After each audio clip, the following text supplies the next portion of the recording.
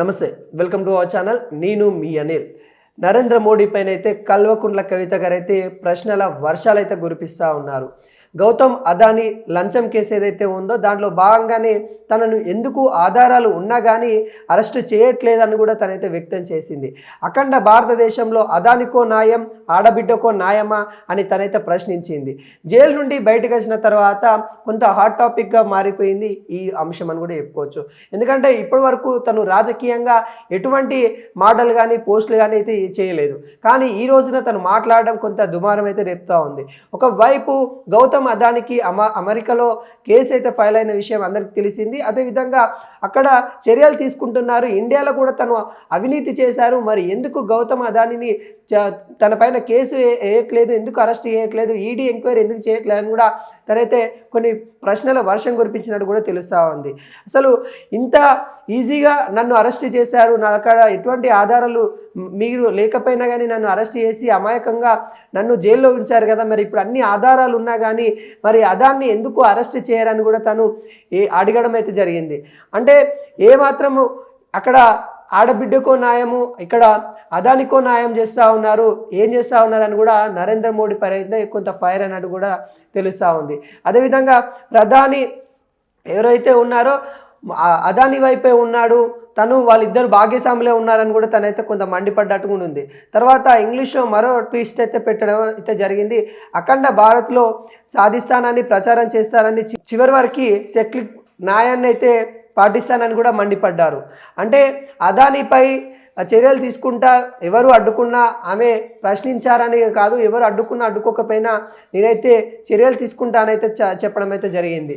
Delhi liquor స్కామ్లో తిహార్ జైల్లో కవిత గారు చాలా కాలం ఉన్న రోజుల తర్వాత బెయిల్ వచ్చిన తర్వాత తను విడుదలైనప్పటి నుండి ఇప్పటివరకు అయితే రాజకీయ పరమైన ఎటువంటి అంశాల్లో తలదూర్చలేదు. కొంత దూరంగా ఉన్న కల్వకుంట్ల కవిత గారు నిన్న గౌతమ్ అదానీ గురించి అయితే మరి ట్వీట్ చేసింది. అఖండ భారతదేశంలో మరి ఈ ఆడబిడ్డకో న్యాయము, ఆ అదానికో న్యాయం అని కూడా తనైతే కొన్ని సెటైర్లు వేస్తూ పూర్తిగా తన ప్రశ్నల వర్షం అయితే కురిపించిన దాఖలాలు అయితే కనబడతా ఉన్నాయి.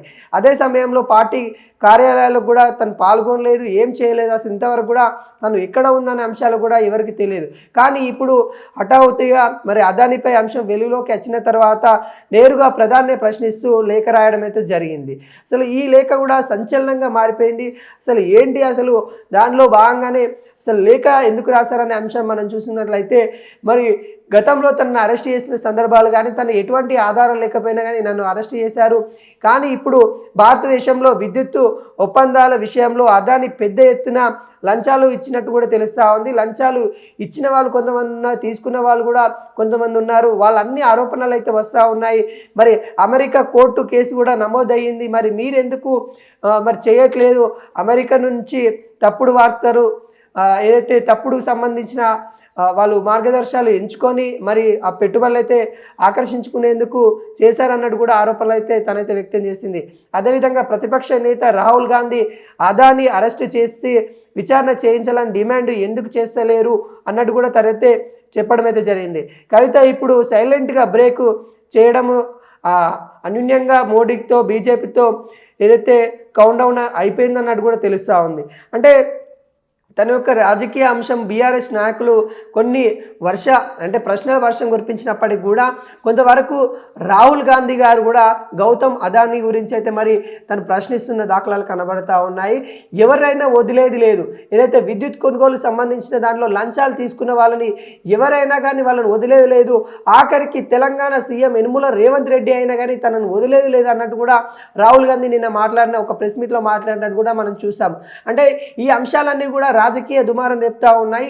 కల్వకుంట్ల కవిత గారి పైన కూడా నరేంద్ర మోడీ గారు కూడా ఫైర్ అయినట్టు కూడా తెలుస్తూ ఉంది. ఇక్కడ ఎవరైనా కానీ నాకు ఒక్కరే సమానమే, ఖచ్చితంగా ఈ రోజున నువ్వు ప్రశ్నించావని కాదు, ఈ రోజున నేను ఏదైతే చూస్తూ ఉన్నాం కాబట్టి ఖచ్చితంగా ఎవరిపైనైనా చర్యలు తీసుకుంటాం, రేపు అదాని కానీ రేపు ఎవరైనా కానీ చర్యలు తీసుకుంటామన్నాడు కూడా తను సైలెంట్గా తను ట్వీట్ చేయడం అయితే జరిగింది. అంటే ఈ సైలెంట్ బ్రేక్ అనేది మళ్ళీ పడిపోయినట్టు కూడా మనకైతే క్లియర్ కట్గా కనబడతా ఉంది. అంటే కల్వకుంట్ల కవిత గారు తను అడిగిన క్వశ్చన్ అసలు ఏంటి అని చూసుకున్నట్లయితే ఆడబిడ్డకో న్యాయమా, ఈ అదానికో న్యాయమా అని తను అడిగితే నరేంద్ర మోడీ గారు ఎవరికైనా ఒకటే న్యాయం, నేను న్యాయాన్ని కాపాడుతాను, ఖచ్చితంగా న్యాయాన్ని కాపాడుతానని కూడా మోడీ గారు అయితే చెప్తా ఉన్నారు. అదాని గారిని మరి అరెస్ట్ చేస్తారా అనే అంశాలను కూడా మనం చూసినట్లయితే ఖచ్చితంగా ఈ అవినీతి అమెరికాలోనే తన అవినీతి చేశారనే అంశాలు కూడా తెరపైకి అయితే వస్తూ ఉన్నాయి. మన ఇండియా సంబంధించి ఏవైతే ఉన్నాయో, ఇండియా సంబంధించి కొన్ని స్టేట్ల నుండి అక్కడ అమెరికాకు సంబంధించి అంటే అక్కడ పెట్టుబడులు రాబట్టుకోవడానికి ఇక్కడ నుండి ఇక్కడ ఈ విధంగా చేస్తూ ఉన్నారు. అంటే ఇక్కడ చేయకుండా కానీ ఇక్కడ విద్యుత్ సోలార్ ప్లాంట్లు ఇక్కడ కొన్నే ఉన్నప్పటికీ కూడా అవి చాలా ఉన్నాయి, నాణ్యతంగా ఉన్నాయని కూడా తనైతే అంత పెద్దగా అమెరికా అంటే అక్కడ సంబంధించిన గవర్నమెంట్ను మోసం చేశారు అన్నట్టు కూడా క్లియర్గా తెలుస్తూ ఉంది. ఇక్కడ నుండి ధృవీకరణ పత్రాల కోసము అంటే ఇక్కడ ఇంత రన్ చేస్తూ ఉన్నాం, ఇంత బాగా ఉన్నాయని ఏదైతే రివ్యూ ఇచ్చే కార్యక్రమాలు ఉంటాయో ఇక్కడ నుండి 4 రాష్ట్రాల నుండి అయితే తనైతే తీసుకోవడం అయితే జరిగింది. దానికోసం భారీ ముడుపులు అయితే ఇవ్వడం అయితే జరిగింది అన్నట్టు కూడా ఆరోపణలు అయితే వస్తూ ఉన్నాయి.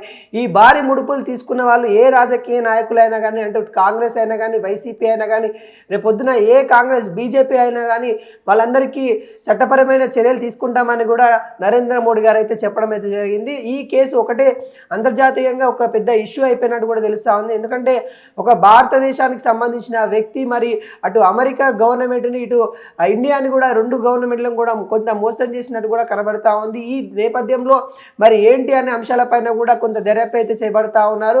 కల్వకుంట్ల కవిత గారు మరి చేసిన ట్వీట్ ద్వారా కూడా కొంతవరకు అయితే దుమారం రేపుతా ఉంది. ఇప్పటివరకు కూడా తను తిహార్ జైలు నుండి బయటకు వచ్చిన తర్వాత తను ఏదైతే లిక్కర్ స్కామ్ ఆ పేరు మీద తను తిహార్ జైలుకి వెళ్ళడం అయితే జరిగింది. తర్వాత ఇప్పటివరకు కూడా బీఆర్ఎస్ సంబంధించిన కార్యక్రమాల్లో కానీ లేకుంటే బీఆర్ఎస్ సంబంధించిన ఏవైతే అంశాలు ఉంటాయో వాటిలో ఇప్పటివరకు అయితే పాల్గొనలేదు. ఇప్పుడే మరి తను ఈ ఏదైతే హఠాహుట్టిగా మరి తనైతే ట్వీట్ చేయడం అయితే జరిగింది.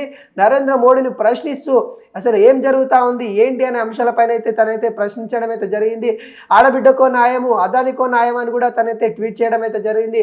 ఈ అఖండ భారతదేశంలో ఏం జరుగుతూ ఉంది, ఈ న్యాయ వ్యవస్థ మమ్మల్ని పట్టించుకోవట్లేదు అని కూడా తనైతే తనకు జరిగిన అన్యాయం ఏదైతే ఉందో, తనకు జరిగిన ఏదైతే లిక్కర్ స్కామ్ కేసు ఏదైతే ఉందో తనని అవినీతికంగా అంటే 3 నెలల పాటు తిహార్ జైలు అయితే ఉంచడం అయితే జరిగింది. ఆ 3 నెలల పాటు నన్ను నరకం అనిపించారు, నేను ఎటువంటి తప్పు చేయకుండానే నన్ను ఈ విధంగా చేశారని కూడా కల్వకుంట్ల కవిత గారు అయితే దానిలో లేఖలు అయితే పేర్కొనడం అయితే జరిగింది. దానికి రిప్లై ఇచ్చారు నరేంద్ర మోడీ గారు అయితే ఖచ్చితంగా నేనైతే మరి ఎవరికైనా ఒకటే న్యాయము, ఇక్కడ భారతదేశంలో న్యాయాన్ని కాపాడుకుంటాము, అదానికైనా ఎవరికైనా నాకు సమానమే, ఇక్కడ నా ముందు అందరూ సమానమే అన్నట్టు కూడా నరేంద్ర మోడీ గారు అయితే చెప్పడం అయితే జరిగింది. కానీ ఈ అంశము నరేంద్ర మోడీ గారు గతంలో అదానితోని కానీ లేకుంటే కొంతమంది గతంలో ఉన్న ఎవరైతే పవర్ ప్లాంట్ సంబంధించిన నాయకులు ఎవరైతే సీఎంలో ఉన్నారో వాళ్ళ అంశాల మీదకైతే తను చర్చించినట్టు కూడా తెలుస్తూ ఉంది. ఇవన్నీ కూడా ఒకే వైపు రాజకీయ వర్గాల్లో దుమారం రేపుతూ ఉన్నాయి. ఈ అంశాలన్నీ కూడా చర్యలు తీసుకోవాలి, అవి ఎవరైతే ఉన్నారో దీని వెనకాల ఖచ్చితంగా అదాన్ని అరెస్టు చేయాలని కూడా కొంతమంది అయితే డిమాండ్ చేస్తూ ఉన్నారు. మరి ఈ కేసులో మరి గౌతమ్ అదాని మరి ఏదైతే ఆంధ్రప్రదేశ్ సంబంధించిన సోలార్ ప్లాంట్ కావచ్చు, ఇటు తెలంగాణలో కొన్ని పెట్టుబడులు కావచ్చు, వేరే రాష్ట్రాలలో పెట్టుబడులు కావచ్చు, ఏవైతే ఉన్నాయో వాటికి సంబంధించిన ఎంక్వైరీ చేయాలి. ఎవరైతే 7 లంచం తీసుకున్నారో ఇండియాకి సంబంధించిన వాళ్ళు, ఎవరైతే ధృవీకరణ పత్రాలు అమెరికాకి ఇచ్చారో